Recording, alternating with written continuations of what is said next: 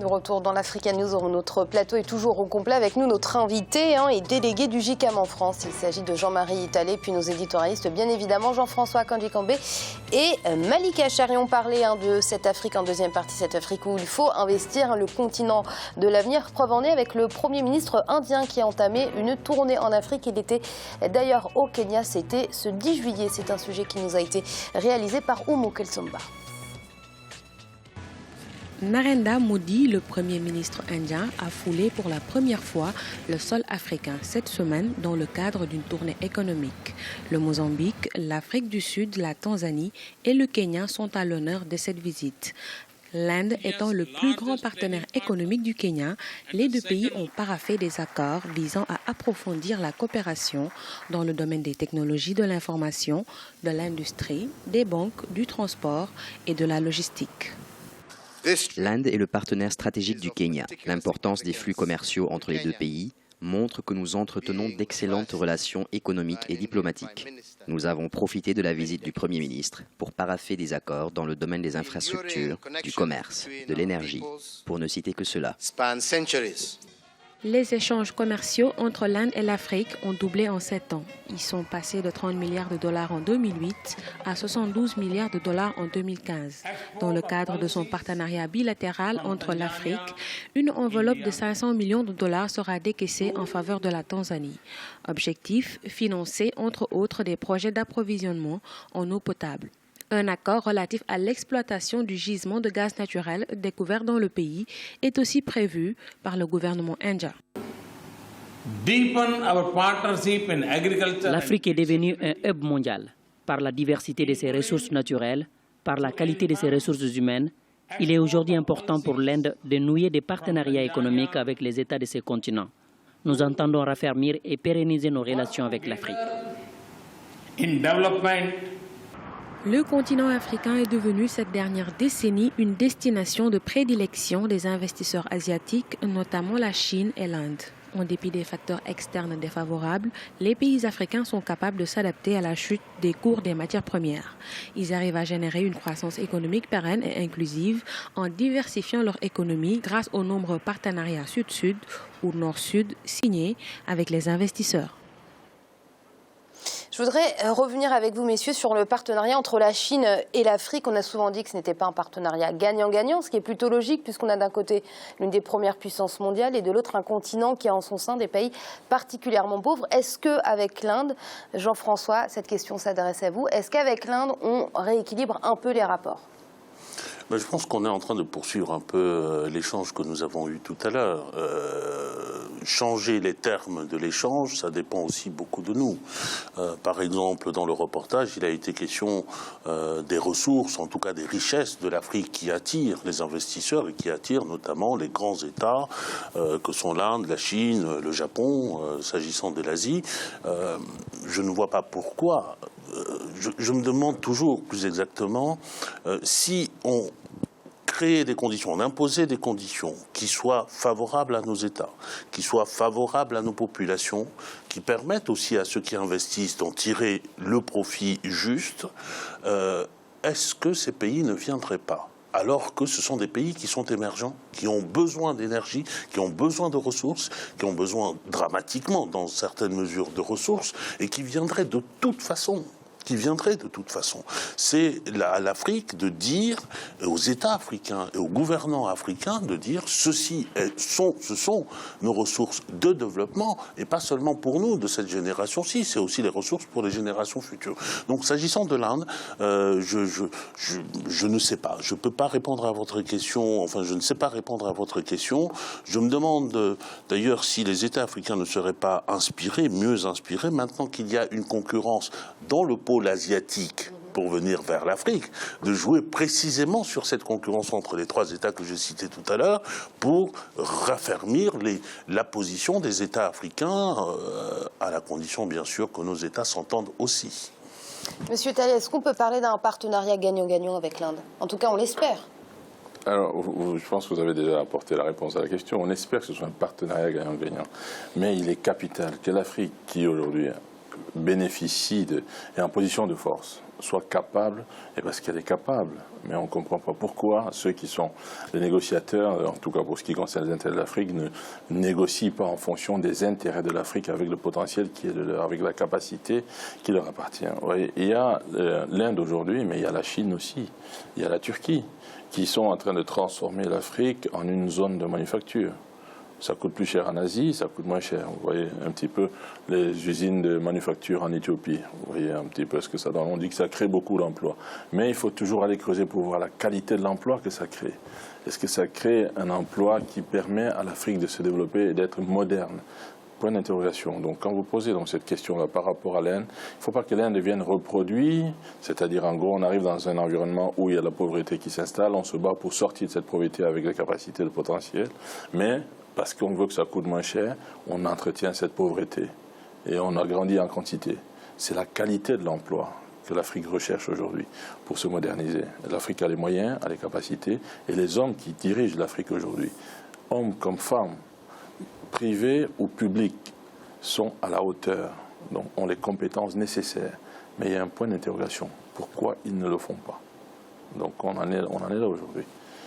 Malik, partenariat gagnant-gagnant, on ne sait pas, en tout cas partenariat un sud-sud, hein, j'ai envie de dire, on peut en tout cas le voir d'un bon oeil, puisque les partenariats avec l'ancien colonisateur nous ont coûté très très cher, il faut le rappeler.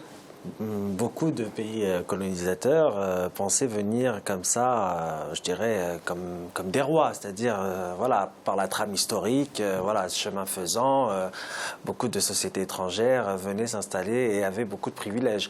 Je vois ça d'un bon œil, ce partenariat avec l'Inde. Il y a aussi cette trame historique qui existe. Il ne faut pas oublier le tiers-mondisme, l'Inde qui a beaucoup contribué à l'émancipation des peuples africains, il ne faut pas l'oublier aussi.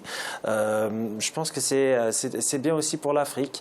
Alors, dire que maintenant ce partenariat sera excellent, nous ne pouvons pas le savoir, il faut attendre. Néanmoins, on peut s'inspirer de l'expérience de l'Inde dans le volet agricole, qui est un pays qui a réussi son autosuffisance alimentaire. Il y a des aspects du développement de l'Inde qui sont intéressants. Mais Jean-François et notre invité viennent de le rappeler, il faut que les premiers responsables, c'est les dirigeants africains. C'est eux qui savent quel est le bon développement, quel est l'emploi qu'il faudra pour permettre à une population de vivre correctement. Et donc, cela relève de la politique nationale des États africains. Et on va changer de volet, on va parler de la Guinée, puisque les autorités ont pris un arrêté interdisant toute activité de pêche industrielle et semi-industrielle dans les eaux du pays pendant 2 mois. Une mesure pour forcer au respect de la période de repos biologique des poissons qui permet la régénération des ressources halieutiques. C'est un reportage de notre correspondant en Guinée, Emmanuel Milimono. Interdiction de toute activité de pêche industrielle et semi-industrielle en Guinée. Les autorités ont pris un arrêté pour faire respecter cette période qualifiée de repos biologique. C'est principalement à cause de la pression exercée sur les ressources marines par la pêche industrielle. Les spécialistes estiment également que la période de reproduction des espèces halieutiques en Guinée s'étend du mois de juillet au mois d'août de chaque année. Cette disposition instaurée depuis 2014 a pour but de permettre la régénération de ressources. Pendant les 2 mois, il n'y aura pas de pêche dans la zone industrielle, à moins que ce soit tout simplement la pêche pélagique, mais pour les autres espèces, la pêche est interdite. On va tout simplement favoriser la pêche artisanale le long des côtes, où on est certain que cela n'aura pas d'impact significatif sur la reproduction des espèces. Les différents services de surveillance des eaux marines du pays ont été mobilisés et sensibilisés à l'application de cette mesure. Le ministère de la Pêche, de l'Aquaculture et de l'Économie maritime a également procédé à des rencontres avec les pêcheurs locaux afin de s'assurer du respect correct de cette disposition. Des sanctions sont même prévues en cas de violation de cet arrêté. Les pêcheurs sont au courant, les propriétaires de sociétés sont au courant, les armateurs aussi, parce que quiconque va être pris en train de s'adonner à une activité sans y être autorisé, les amendes sont extrêmement salées et je ne pense pas que quelqu'un peut se faire un malin plaisir de violer cette réglementation. Le repos biologique est la période de fermeture temporaire des eaux pour permettre la reproduction des espèces. Il interdit aux navires de pêche industrielle et semi-industrielle d'exercer des activités de pêche au-delà des 50 000 miles dans les eaux guinéennes. Cette période s'étend du 1er juillet au 31 août de chaque année. Malik, des études ont montré que l'indice d'abondance des ressources halieutiques diminuait. Dans un tel contexte, ce genre de mesure apparaît nécessaire. Alors, de la volonté politique, on la voit. Je suis un peu sceptique par rapport à certaines initiatives. J'ai l'impression qu'on est là dans l'art de la parole. Est-ce que les pays africains ont cette capacité de savoir ce qu'il y a dans leurs réserves aquatiques? Je ne pense pas. Est-ce que les pays africains ont la possibilité de s'équiper en radar pour savoir, pour être au courant des dérives qui se passent au large des côtes? Je ne le pense pas aussi. Bon, je ne veux pas mettre tous les pays sur le même plan parce que certains y arrivent en Afrique de l'Ouest. Malheureusement, il faudrait davantage que les États de la région mutualisent leurs moyens pour permettre de maîtriser justement leurs ressources. Alors appliquer des périodes pour permettre la régénération de certaines espèces, c'est très bien, mais il faudrait être beaucoup plus sévère envers les armateurs étrangers qui s'adonnent à toute saison à la pêche illégale, et c'est très connu. Et je pense notamment aux armateurs chinois, peut-être que les Japonais, asiatiques en général. Bon, je ne vais pas avoir de... Oui, bien sûr. Il y a certains contrats avec Bruxelles qui ne sont pas très, je dirais, très équitables. Donc, je ne vais pas me faire des amis, mais on n'est pas là pour ça. Il faut dire ce qu'il y a. Oui, c'est vrai, vous l'avez dit en début de votre analyse, Malik. Il y a une question qui se pose aussi, Jean-François, c'est comment contrôler, surveiller ces 300 km de côte guinéenne? Ben ça, c'est notre problème. Je parlais tout à l'heure, dans le cas du Mali, d'un État faible. Nous sommes déjà faibles sur la terre.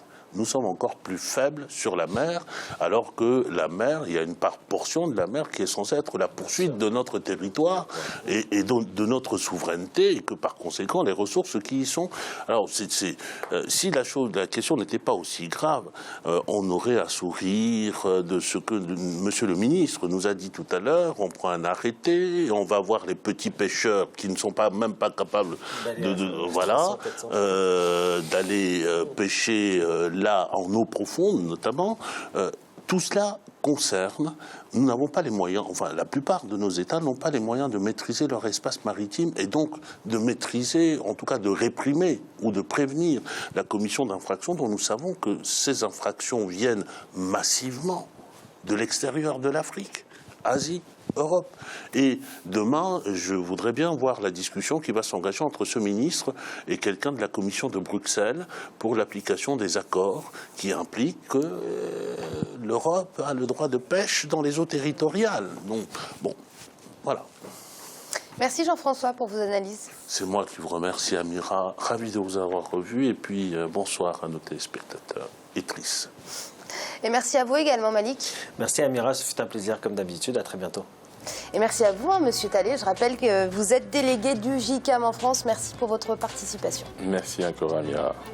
Et vous l'aurez compris, c'est la fin de cette émission, mais l'Africa News Zoom, ce n'est jamais fini. On se retrouve demain pour une nouvelle émission cette semaine consacrée à l'Union africaine dont les travaux ont débuté ce 10 juillet à Kigali, au Rwanda. À demain.